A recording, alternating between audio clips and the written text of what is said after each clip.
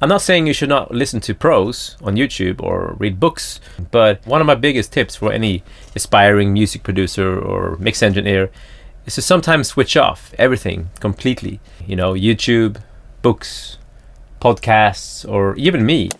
Because when you switch off all that external noise and all those external opinions, your own inner voice can grow stronger, that inner guide. And that guide will be much, much stronger than any tip you get from any pro, because you will experiment, you will try things out, and you will learn from your own experiments, right?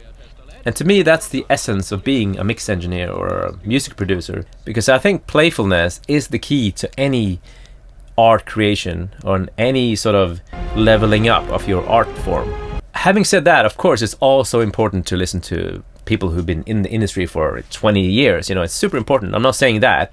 You will get a lot of information from that will feed your intellectual brain, but you won't get that deep knowledge that you get from playing around and being playful. And I think the biggest danger for people who are learning today is that it's way too much information out there. So your brain is always switched on. So when you sit down to work, you will be thinking about, what did this guy say, or how is CLA doing this, or, you know, all that information is still there.